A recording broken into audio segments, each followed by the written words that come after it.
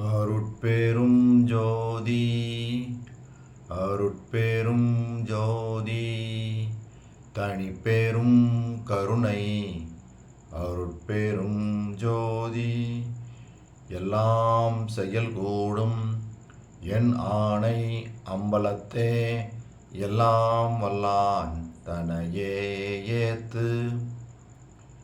ஓம் ஸ்ரீ ராமலிங்காபயம். ஓம் ஸ்ரீ ராமலிங்காபயம். ஓம் ஸ்ரீ ராமலிங்காபயம். எல்லோருக்கும் வணக்கம். இது எனது யூடியூப் சேனலான எல்லாம் செயல்கூடும் வள்ளலார். நான் வள்ளலார் முத்து பேசுகின்றேன். இன்றைய பதிவில் நாம் மாயை வலிக்கு அலுங்கல் என்ற தலைப்பின் கீழ் வரும் இரண்டாவது பாடலுக்கான விளக்கத்தை பார்க்க இருக்கின்றோம். முதலில் நான் பாடல் வரிகளை படிக்கின்றேன், பின்பு விளக்கத்தை பார்ப்போம். போகமாதியை விளைந்தனன் வீணில் பொழுதுபோக்கிடும் இழுதையேன் அழியா தேகமாதியை பெற முயன்றறியேன் சிறங்கு நெஞ்ச குரங்கொடும் உழல்வேன் காகமாதிகள் அருந்த ஓர் பொறுக்கும் காட்ட நேர்ந்திடா கடையரில் கடையேன் ஆகமாதி சொல் அறிவே அறிவேனோ அப்பனே என்னை ஆண்டு கொண்டு அருளே. இதுதான் வள்ளல் பெருமான் இயற்றியிருக்கக்கூடிய இரண்டாவது பாடல். இதுக்கு என்ன விளக்கம்னு பார்த்தோம்னா, மண்ணாசை, பொன்னாசை, பெண்ணாசை முதலிய போகப் பொருட்களை விரும்பி வீணே காலம் கழிக்கும் இழிந்தவனாகவும் அழியும் இவ்வுடலை அழியாமல் செய்யும் வழிவகைகளை முயற்சித்து தெரிந்து கொள்ளாதவனாகவும் சிறங்கினால் அவதிப்படும் குரங்கை போல் பாவச் செயல்கள் பல செய்து அவதிப்படுபவனாகவும் காகம் முதலிய பறவைகளுக்கு ஒரு பருக்கை சோறு கூட கொடுக்காத கீழ் மக்களின் கீழானவனாகவும் இருக்கும் இத்தகைய நான் ஆகமங்கள் சொல்லும் மெய்யறிவை அறிவேனோ. எனக்கு அப்பனாகிய அருட்பெரும் ஜோதியே என்னை ஆட்கொண்டு அருள் வழங்கி அருள்வாயாக அப்படின்னு சொல்லி இந்த பாடல் வழிகள் மூலமாக நமது குறைகளை எல்லாம் அவரது குறைகளாக ஏற்றுக்கொண்டு அந்த இறைவனிடம் அது ஒரு விண்ணப்பமாக வைக்கிறாங்க. இது மாதிரி உள்ள குறைகளோடு இருந்தால் நான் உனது அருளை பெற முடியாது, இதை நீக்கி எனக்கு உய்யும் வழியை கொடு அப்படின்னு தான் இந்த எல்லா பாடல்களிலுமே அப்படி தான் பாடிட்டு வர்றாங்க. இந்த பாடல்களையும் அப்படி தான் இருக்குது. சரி, இப்போ நம்ம முதல் இரண்டு வரிகளில் மண்ணாசை, பொன்னாசை, பெண்ணாசை முதலிய போக பொருட்களை விரும்பி வீணே காலம் கழிக்கும் இழிந்தவனாக இருக்கின்றேன். அதுக்கு நம்ம அப்படியே திருவருண் மெய்மொழி அப்படின்ற தலைப்பில் வள்ளல் பெருமான் உரைநடை பகுதியில் சிறப்பாக சொல்லியிருக்கிறாங்க. என்ன சொல்லியிருக்காங்கன்னு பாருங்களேன். அதாவது மண்ணாசை, பெண்ணாசை, பொன்னாசையை பற்றி அதோட கூட மற்ற உள்ள அந்த குணங்களையும் நம்ம விடுறதுனால என்ன கிடைக்கும்னு சொல்கிறாங்க. உலகியற்கண் பொன் விசைய இச்சை, பெண் விசைய இச்சை, மண் விசைய இச்சை முதலிய எவ்விசைய இச்சைகளிலும் நமது அறிவை ஓர் அணுத்துணையும் பற்றுவிக்காமல் பொதுப்பட நல்லறிவு, கடவுள் பக்தி, உயிரிரக்கம், பொது நோக்கம், திரிகரண அடக்கம் முதலிய நற்குண ஒழுக்கங்களில் நின்று உண்மை உரைத்தல், இன்சொல்லாடல், உயிர்க்கு உபகரித்தல் முதலியவைகளை குறித்து நற்செய்கைகளையும் உள்ளபடி பெற்று சித்திவளாகம் என்னும் இம்மகா சந்நிதானத்தில் தானே தரிசிக்கப் பெறவும் உலகமுகப்பட்ட பராக்கினில் விலகி ஏமாந்து விடாமலும் நமது எல்லாம் வல்ல ஆண்டவனார் அற்புத திருவரவு குறிக்கும் வெளிப்படுகைக்கு எதிர்பார்க்கும் நிலையினராய் எல்லா அண்ட சராசரங்களையும் தனது தனி திருவருட் செங்கோல் கொண்டு நடாத்துவித்து அருளும் பேரொருட் பெருங்கருணை வாய்ந்த தனிப்பெரும் தலைவரது அரிய திருவருகை சம்பந்தமான வழிபடுகை அல்லது மங்களம் புனைதல் முதலிய பணியிடமும் நமது கரணேந்திரியங்களை விடுத்து குதூகாலத்துடன் விந்து விளக்கம், நாத ஒளி என்பவற்றால் புறக்கடையில் விளக்கப்படாமலும் ஆண்டவனார் அது அருள் அற்புத ஞான சித்த திருமேனியின் மங்கள திருக்கோலத்தை கண்காட்சியாக உடல் குலைய உள்ளம் குளிர ஆனந்த கண்ணீர் கொண்டு பரவசத்துடன் தரிசிக்க பெரும் புண்ணியமுடையவர்களாய் எதிர்ப்பட வாய்க்கப்பெறவும் நின்றோமே. ஆனால் நாம் எல்லவரும் சுத்த சன்மார்க்கத்தினுக்கு உரிமை உடையவர்களாகி அறிவு வந்த காலம் முதல் கண்டறியாத அற்புத காட்சிகளையும் கேட்டறியாத அற்புத கேள்விகளையும் அறிந்து அறியாத அற்புத அறிவுகளையும் அடைந்து அறியாத அற்புத குணங்களையும் செய்தறியாத அற்புத செயல்களையும் அனுபவித்து அறியாத அற்புத அனுபவங்களையும் வெளிப்பட தரிசிக்கும் அதே கணத்தின் உள்ளே பெற்று பெருங்களிப்புடன் எக்காலத்தும் எவ்விடத்தும் எவ்விதத்தும் தடைபடாத சத்திய சுகபூரண பெருவாழ்வு எனும் பேரின்ப சித்தி பெருவாழ்வில் வாழப் பெறுவோம். இது சத்தியம், இது சத்தியம், இது சத்தியம். 3 தடவை சத்தியம் பண்ணி இந்த திருவருண் மெய்மொழின்ற தலைப்பில் உரைநடை பகுதியில் எழுதியிருக்கிறாங்க. இதோட தான் இப்படி சொல்லி தான் முடிக்கிறாங்க. 3 சத்தியம் பண்ணி முடிக்கிறாங்க. ஒரு மகான் 3 தடவை சத்தியம் பண்ணி சொல்கிறாங்க அப்படின்னா அது எப்படி எவ்வளோ பெரிய விஷயம் பாருங்கள். அப்போ அந்த விஷயத்தில் என்ன ஆரம்பிக்கும் போது எப்படி தான் ஆரம்பிக்கிறாங்க? பொன் விசைய இச்சை, பெண் விசைய இச்சை, மண் விசைய இச்சை, இதிலையெல்லாம் எனது மனசை லயக்க விடாமல் அதில் போகாமல் அதோட கூட எல்லா விதமான உயர்ந்த ஒழுக்கங்கள் எல்லாத்தையும் சொல்கிறாங்க. இந்த ஒழுக்கங்கள் எல்லாம் நான் நிறைவாக பெற்று அந்த சித்தி வளாகத்தில் அந்த கடவுளுடைய அருளை வேண்டி நான் இருக்கும்போது அந்த இறைவனுக்காக வெயிட் பண்ணிக்கிட்டு இருக்காங்களாமா. இருக்கும்போது அதே மனநிலையில் நான் பயணப்பட்டுக்கிட்டு இருக்கும்போது எனக்கு என்னென்னலாம் கிடைக்குதுன்னு சொல்கிறாங்க பாருங்கள். அறிவு வந்த காலம் முதல் கண்டறியாத அற்புத காட்சிகளையும் கேட்டறியாத அற்புத கேள்விகளையும் அறிந்து அறியாத அற்புத அறிவுகளையும் அடைந்து அறியாத அற்புத குணங்களையும் செய்தறியாத அற்புத செயல்களையும் அனுபவித்து அறியாத அற்புத அனுபவங்களையும் வெளிப்பட தரிசிக்கும் அதே கணத்தில் உள்ளே பெற்று பெருங்களிப்புடன் எக்காலத்தும் எவ்விடத்தும் எவ்விதத்தும் தடைபடாத சத்திய சுகபூரண பெருவாழ்வு என்னும் பேரின்ப சித்தி பெருவாழ்வில் வாழப் பெறுவோம்.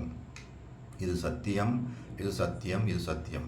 அப்போ சுத்த சன்மார்க்க அந்த நெறியில் வள்ளல் பெருமான் சொல்லியிருக்கிற இந்த நெறியில் நாம் பயணிக்கும்போது நம்ம இந்த இதெல்லாம் நம்ம பெற்றுக்கொள்ளலாம். இப்போ அவர் சொன்னார் பார்த்தீங்களா, அவர் சொல்லியிருக்கக்கூடிய அந்த சுத்த சன்மார்க்கத்தின் அந்த முடிவான பூரண நிலையில் நம்ம மரணமில்லா பெருவாழ்வை பெற்றுக்கொள்ளலாம். இது சத்தியம் சத்தியம் சத்தியம்னு 3 சத்தியம் பண்ணி வள்ளல் பெருமான் சொல்கிறாங்க. அது செய்கிறதுக்கு நம்ம என்ன பண்ணணும்? இந்த 3 விதமான இச்சைகளையும் விடணும். அதாவது இதில் இந்த வரிகள் என்ன சொல்கிறாங்க? போகமாதியை விளைந்தனன் வீணில் பொழுதுபோக்கிடும் இழுதையேன் அப்படின்றாங்க பார்த்தீங்களா. அப்போ இந்த போகங்களிலெல்லாம் நம்ம போய் இச்சையை வச்சு போனோம் அப்படின்னோம்னா அந்த உயர்ந்த நிலையாகிய அந்த அருட்பெரும் ஜோதியை காண முடியாது. அப்படி அவரை காண முடியலன்னா நம்ம மரணமில்லா பெருவாழ்வை பெற முடியாது. சரி, இதுதான் இதுக்கு விளக்கம். இப்போ அடுத்த 2 வரிகள். தேகமாதியை பெற முயன்றறியேன் சிறங்கு நெஞ்ச குரங்கொடும் உழல்வேன். அதாவது எத்தனை விதமான தேகங்கள் இருக்குது அதாவது சுத்தமாதி தேகம்னு சொல்லுவாங்க. அதாவது உரைநடை பகுதியில் வள்ளல் பெருமான் 131வது தலைப்பில் சுத்தமாதி தேகங்கள்னு சொல்லி ஸ்வர்ண தேகம், பிரணவ தேகம், ஞான தேகம் நம்ம பல பதிவுகள்லையும் சொல்லியிருக்கிறோம். இந்த முத்தேக சித்தின்னு சொல்லக்கூடிய இந்த சுத்தமாதி தேகங்கள் இதுக்கு என்ன போன பதிவில் கூட பார்த்தோம். அதாவது பக்குவ ஜீவர்களுக்கு அதாவது பக்குவ ஆன்மாக்களுக்கு அவங்க கடவுள் அருள் வெளிப்படுற அந்த க்ஷணமே இந்த முத்தேக சித்தி கிடச்சிரும் அப்படின்னு சொல்லி சொன்னாங்க. அபக்குவர்கள் அதாவது பக்குவம் இல்லாதவர்கள் அந்த ராக்காதிகள்னு சொல்லக்கூடிய அந்த செயற்கை குணங்களெல்லாம் விட்டுட்டா அருள் வெளிப்படும் போது அவங்களும் இந்த மாதிரி, ஏன்னா அந்த ராக்காதிகள் செயற்கை குணங்கள்லாம் விடும்போது அவங்களும் பக்குவ நிலைக்கு வந்துடுறாங்க. அப்போ அந்த அருள் வெளிப்பட்டு விளங்கும்போது அவங்களுக்கும் அந்த முத்தேக சித்தி கிடச்சிடும் அப்படின்னு சொல்லி தெளிவாக பார்த்தோம். அப்போ இப்போ இந்த வரியில் என்ன சொல்கிறாங்க? அதாவது அழியா தேகமாதியை பெற முயன்றறியேன். அதை முயற்சி செய்யலை அப்படின்றாங்க. முதல்ல அது என்னன்னே நம்மளுக்கு தெரியலை. அது தெரிஞ்சு இப்போ தெரிஞ்சுக்குவோம். அதாவது வள்ளல் பெருமான் ஏற்கனவே உரையாடல் சொல்லியிருக்கிறாங்க. இதை தெரிஞ்சு இதை அடையணும். இதை எப்படி அடைய முடியும்? அதுக்கு தான் வள்ளல் பெருமான் சொல்லிட்டாங்கல்ல, பக்குவம். அப்போ பக்குவ ஆன்மாவை நம்ம மாறணும். அப்போ அபக்குவமாக இருக்க நம்ம பக்குவமாக மாறணும். பக்குவமாக மாறுறதுக்கு என்ன பண்ணணும்? ராக்காதிகள்னு சொல்லக்கூடிய அந்த செயற்கை குணங்கள், காமம், கோபம், லோபம், மதம், ஆச்சரியம், அந்த மாதிரி சினம், வெகுளி எல்லாத்தையும் விட்டுறணும். அதை அப்படியே விட்டால் தான் நம்ம பக்குவமாக மாற முடியும். அப்போ அருள் வெளிப்படணுன்றாங்க. அந்த அருள் வெளிப்படணும்னா என்ன பண்ணணும்? ஜீவகாருண்யம் பண்ணணும். ஜீவகாருண்யம் ஒழுக்கம் பண்ணணும். ஜீவகாருண்யம் ஒழுக்கம் பண்ணணும்னா என்ன பண்ணணும்? ஆன்ம உருக்கம் உண்டாகணும். ஆன்ம உருக்கம் எப்படி உண்டாகும்?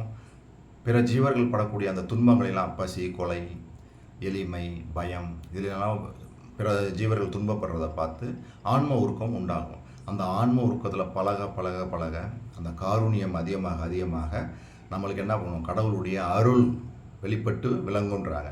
அந்த அருள் வெளிப்பட்டு விளங்க விளங்க விளங்க கடவுள் இன்பம் நம்மளுக்கு கிடைக்குன்றாங்க. கடவுள் இன்பம் பூரணமாகுன்றாங்க. அப்போ இது மூலமாக தான் நம்ம என்ன பண்ணுறோம்? அந்த கடவுளுடைய அருளை நம்ம வெளிப்படுத்துகிறோம். நம்மளுடைய உடம்புல உள்ள கடவுளுடைய அருள் வெளிப்பட்டு விளங்கணுன்றாங்க. அப்போ இதெல்லாம் நடக்கணும்னா அந்த பக்குவமாகவும் இருக்கணும். ஸோ பக்குவமாகவும் இருக்கணும், கடவுளுடைய அருளும் வெளிப்படணும். கடவுளுடைய அருள் வெளிப்படணும் அப்படின்னா ஜீவகாருண்ய ஒழுக்கம். ஜீவகாருண்ய ஒழுக்கத்துக்கு என்ன பண்ணணும்? ஆன்ம ஒழுக்கம். பாருங்கள், இப்படி தான் வச்சுருக்காங்க எல்லாமே. சரி, இப்போ இவர் சொன்னது மாதிரி அழியா தேகமாதியை பெற முயன்றறியேன். முதல்ல இந்த முத்தேக சித்தி அப்படின்னா வள்ளல் பெருமான் உரைநடையில் தெளிவாக சொல்லியிருக்காங்க. 131 சுத்தமாதி தேகங்கள், ஸ்வர்ண தேகம், பிரணவ தேகம், ஞான தேகம், 3 தலைப்பையும் போட்டு ஒவ்வொரு தலைப்புக்கும் என்னென்ன தன்மைகள், இந்த தேகம் பெற்றவங்க எப்படி இருப்பாங்க அப்படின்னு விவரிச்சிருக்காங்க. நான் படிக்கிறேன். ஸ்வர்ண தேகம் இது காரிய ரூபம், பரதேகம், பர உணர்ச்சி, பர அறிவு, பரத்துவம், பொன்வண்ணம், அபரஞ்சி மாற்று, 12 வயது பருவம், நரை, திரை, பிணி, மூப்பு, மலம், ஜலம், வியர்வை, ஆகாரம், நித்திரை, தாகம், சாயை முதலியன இல்லாமை, ரோம வளர்ச்சி தாழ்ச்சி இல்லை, கர்மசித்தி, கல்பதேகி, அபரமார்க்கி. அதாவது நாம் பெற வேண்டிய முதல் சுவர்ண தேகம் என்ற பொன் தேகம். இது எப்படி இருக்குது அப்படின்னா காரிய ரூபமாக இருக்குது. பரதேகம், பர உணர்ச்சி, பர அறிவு, பரத்துவம், பொன் வண்ணம், அபரஞ்சி மாற்று, 12 வயது பருவம், நரை, திரை, பிணி, மூப்பு, மலம், ஜலம், வியர்வை, ஆகாரம், நித்திரை, தாகம், சாயை அதாவது நிழல் எதுவுமே இல்லாது, ரோம வளர்ச்சி தளர்ச்சி இல்லாமை. இவ்வளோ விஷயங்கள் எப்போ சுவர்ண தேகம் பெற்றால் கிடச்சிடும் நம்மளுக்கு. சரி, அப்போ இதில் சொல்கிறாங்க பார்த்தீங்களா பர அறிவுன்னு. அதை நம்ம என்னென்ற பார்ப்போம்.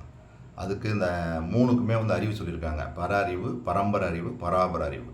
அது அகவல்ல சொல்லியிருக்கிறாங்க. அதுக்கு இப்போ விளக்கம் பார்த்துட்டு இந்த வீடியோவை முடிக்கலாம். இப்போ பிரணவ தேகம்னா எப்படி இருக்கும்னா காரிய காரண ரூபம், பரம்பர தேகம், பரம்பர உணர்ச்சி, பரம்பர அறிவு, பரம்பர தத்துவம், 16 முதல் 108 வரையில் மாற்று. அதாவது பொண்ணு அந்த உடம்போட அந்த மாற்று சொல்கிறாங்க. உரைபடாதது, 5 முதல் 8 வயது தேகம், தோற்றம் பிடிபடாதது, கண்ணுக்கு தெரியாது, சர்வசித்தி, பிராண கல்பதேகி, பர அபரமார்க்கம். சரி, அடுத்த ஞான தேகம், காரண ரூபம், எங்கும் பூரணமாக அந்த பெருவெளி அனுபவம், வியாபகம், பராபர அறிவு, பராபர தத்துவம், அளவு கடந்த மாற்று. அந்த தங்கத்தில் அளவுலாம் சொல்ல முடியாது, அந்த அளவுக்கு ஹை, அந்த மாதிரிலாம் கம்பேரே பண்ண முடியாது. அப்புறம் என்ன சொல்கிறாங்க? சப்தமய தரிசனம், உருவம் தோன்றியும் தோன்றாமலும் இருக்கும். அவங்க நினச்சா தோன்றுவாங்க, இல்லைன்னா தோன்றாமல் எங்கே வேணாலும் மாற்றிக்கலாம், அந்த மாதிரி தேகம். சரி, அப்புறம் என்ன சொல்கிறாங்க? சர்வ மகாசக்தி, சர்வ சுதந்திரம், கலாதீதன். இப்போ தெளிவாக 3 விதமான தேகங்களை சொல்கிறாங்க. இதுக்கு அடுத்து சுவர்ண தேகிகளோட ஆயில சொல்கிறாங்க. அணுபக்ஷம், சம்புபக்ஷம், அனுபவ விவரம். அதாவது அதில் என்ன சொல்கிறாங்கன்னா பிரம்மாவுக்கு வயசு இவ்வளவு, அவருடைய அந்த உடம்புல அந்த சுவர்ண தேகிகளுடைய அந்த மாற்று எத்தனை தங்கம், அதாவது 5 மாற்று உள்ள சுவர்ண தேகிகள் பிரம்மன் வயசு 4,32,000 அவங்களுக்கு வயசையும் சொல்கிறாங்க. அப்புறம் விஷ்ணு 6 மாற்று உள்ள சுவர்ண தேகி வயது 8,64,000. அப்புறம் 7 மாற்று உள்ள சுவர்ண தேகி ருத்திரன் வயசு 12,96,000. 8 மாற்று உள்ள சுவர்ண தேகி மகேஸ்வரன் வயது 17,28,000. 9 மாற்றுள்ள சுவர்ணதேகி சதாசிவன், வயது 43,20,000. இவர்கள் எல்லாம் அனுபக்ஷத்தார் அப்படின்றாங்க. இப்போ வந்து சம்புபக்ஷம் அனுபக்ஷம் ரெண்டு சொல்கிறாங்க. அது வந்து வேறு ஒன்றும் இல்லை. அனுபக்ஷம் அப்படின்னா ஐந்தொழில்களையும் இறைவன் தகுதி வாய்ந்த உயிர்களை ஏவி செய்தல். சரி, சம்புபக்ஷம்னா ஐந்தொழில்களையும் இறைவனே தானே செய்கிறது. சரி, இப்போ நான் சொன்னது எல்லாம் வந்து அனுபக்ஷத்தாருன்றாங்க. அனுபக்ஷத்தில் 43,200 லட்சம் கோடி விந்து சக்தியின் அளவு, அளவிறந்த கோடி நாதத்தின் அளவு. அனுபக்ஷத்தில் பரவிந்து சுத்த மாமாயையை கடந்தது, பரநாதம் சுத்த மகாமாயையை கடந்தது.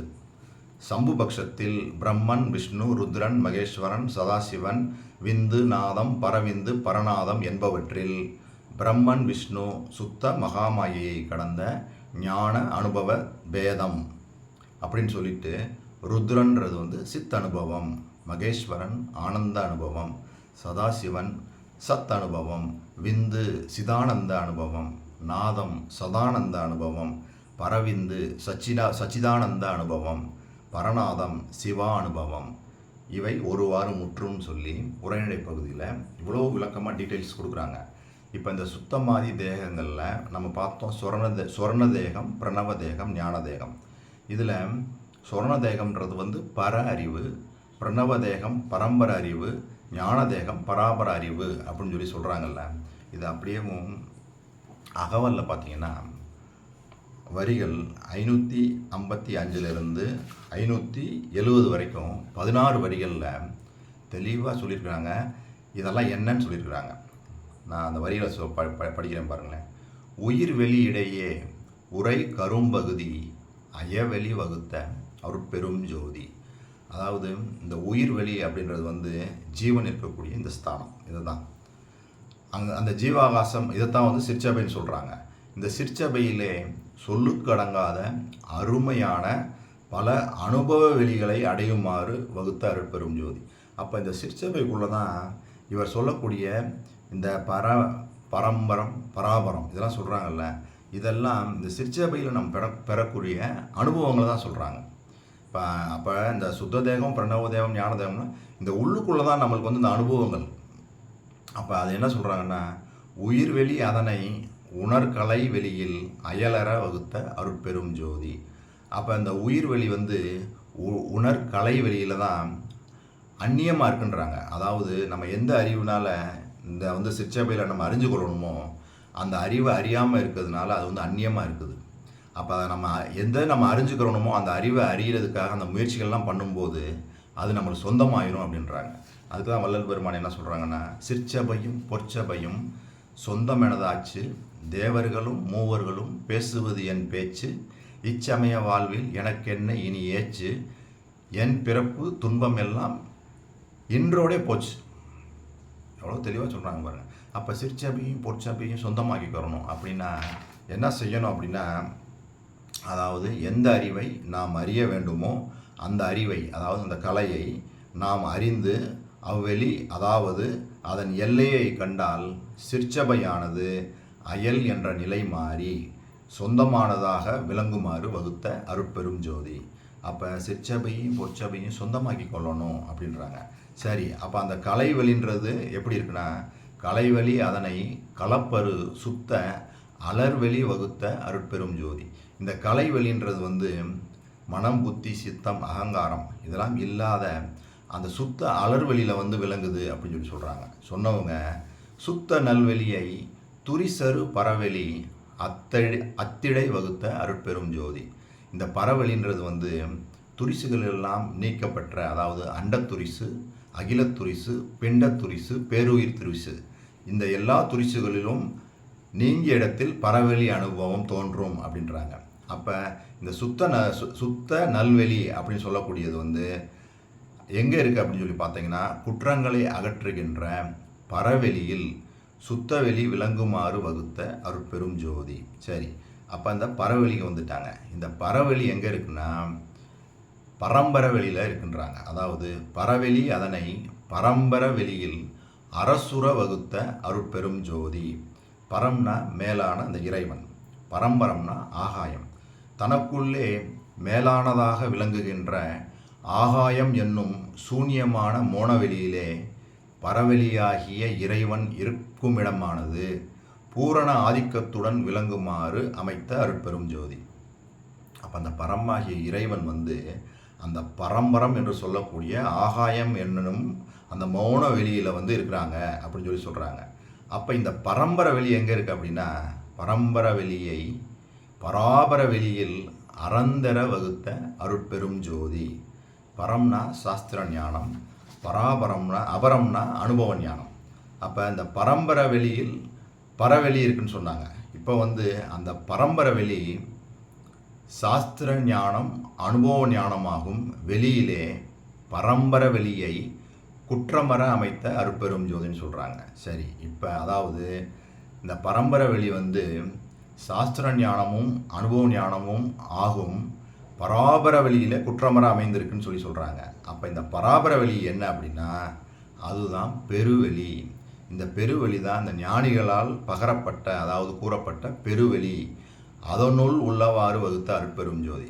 ஆக்சுவலாக இது என்னன்னு பார்த்தோம்னா, இந்த நம்ம எதையாவது நினச்சி சுற்றிக்கிட்டே இருக்கக்கூடிய அந்த மனமற்ற நிலைக்கு போகுது பார்த்தீங்களா, அந்த நிலை தான் இந்த பெருவெளி. அப்போ இதைத்தான் இதுக்கு முன்னாடி அகவல் வரியில் சொல்லியிருப்பாங்க, உரை மனம் கடந்த ஒரு பெருவெளி மேல் அரைசு செய்து ஓங்கும் அருட்பெரும் ஜோதின்னு இனிஷியலாக ஸ்டார்ட் பண்ணும்போது அகவலில் சொல்லியிருப்பாங்க. அப்போ அந்த மனம் எல்லாம் அடங்கணும். அடங்கிய அந்த சமயத்தில் தான் அந்த பெருவெளி அனுபவம் தோன்றும். அந்த பெருவெளிக்குள்ளே தான் இந்த பரம்பரை வெளி இருக்குது. அந்த பரம்பரை வெளிக்குள்ளே தான் இந்த பரம் ஆகிய இறைவன் இருக்குது. இப்படி தான் வள்ளல் பெருமான் சொல்கிறாங்க. இது எல்லாம் அனுபவங்கள். இதெல்லாம் எங்கே சொல்கிறாங்க, உயிர் கலைவெளி. முத பார்த்தோம்ல, உயிர் வெளி இடையேன்னு சொன்னால் பார்த்தீங்களா, அந்த உயிர் வெளி அதுதான் சொல்கிறாங்க. அந்த உயிர் வெளின்றது ஜீவன் இருக்கக்கூடிய இந்த ஸ்தானம். இதில் தான் பலவிதமான அனுபவ வெளிகளை வச்சிருக்கிறாரு அந்த அருட்பெரும் ஜோதின்னு சொல்கிறாங்க. அந்த அனுபவ வெளிகள் தான் இத்தனை வெளிகள், இதெல்லாம் அனுபவங்கள். சரி, இப்படி சொல்கிறவங்க இங்கே பாருங்களேன், அடுத்து பெருவெளி அதனை பெரும் சுகவெளியில் அருளுற வகுத்த அருட்பெரும் ஜோதி. அதாவது இந்த பெருவெளி பெரும் சுகவெளியில் இருக்கின்றாங்க. இந்திரியங்களும் கரணங்களும், அதாவது மெய், வாய், கண், மூக்கு, செவி, கரணங்கள் என்று சொல்லக்கூடிய மனம், புத்தி, சித்தம், அகங்காரம் தருகின்ற சுகமே சுகம் என்று நாம் எல்லாம் நினைத்து கொண்டிருக்கின்றோம். ஆனால் இவையெல்லாம் சுகம் இல்லை. அவை செயல்படாத நிலையில் தோன்றும் சுகமே பெரும் சுகம். இப்போ இதெல்லாம் செயல்பட்டு இருக்கும்போது நம்மளுக்கு கிடைக்கிற இன்பம் மாதிரி தெரியுது. ஆனால் அது செயல்படாமல் இருக்கும்போது கிடைக்கக்கூடிய இன்பம் தான் பெரும் சுகம். அந்த பெரும் சுக வெளியில் பராபர வெளியை, அதாவது அந்த பெருவெளியை அருள் அடையும் வகையில் ஏற்படுத்தியுள்ள அருட்பெரும் ஜோதி. அப்போ இப்போ சொன்ன விஷயங்கள் எல்லாம் புரிஞ்சிருக்கும். சுத்தமாதி தேகங்கள்னு சொல்கிறாங்க. 3 விதமான தேகங்கள், சுத்த தேகம், பிரணவ தேகம், ஞான தேகம். அந்த 3 விதமான தேகமும் என்ன மாதிரி அறிவு, அந்த அனுபவ நிலைகள் சொல்கிறாங்க. பர அறிவு, பரம்பர அறிவு, பராபர அறிவு. அப்போ அந்த பராபர அறிவுன்றது அதான் பெருவெளி அனுபவம். அந்த பெருவெளிக்குள்ளே தான் அந்த பரம்பரை வெளி, அந்த பரம்பரை வெளிக்குள்ளே தான் பரவெளி, அந்த பரவெளிக்குள்ளே தான் அந்த இறைவன் இருக்கான். அப்போ இந்த மாதிரி தான் நம்மளுக்கு என்ன ஆகுது, அந்த அனுபவங்கள்லாம் கிடைக்குது. இதைத்தான் அவங்க அங்கே சுத்த தேகம், பிரணவ தேகம், ஞான தேகம் அப்படின்னு சொல்லி அந்த சுத்தமாய தேகங்கள்னு சொல்லி உரைநடை பகுதியில் சொல்லியிருக்கிறாங்க. நான் சொன்ன அந்த விஷயங்கள் எல்லாம் உங்களுக்கு புரிஞ்சிருக்குன்னு நினைக்கிறேன். இதுவரைக்கும் பொறுமை காத்து எனது வீடியோவை பார்த்த உங்களுக்கு கோடான கோடி நமஸ்காரங்களும் நன்றிகளும். மீண்டும் நாளைய பதிவில் நாம் 3வது பாடலுக்கான விளக்கத்தை பார்ப்போம். அருட்பெரும் ஜோதி, அருட்பெரும் ஜோதி, தனிப்பெரும் கருணை, அருட்பெரும் ஜோதி.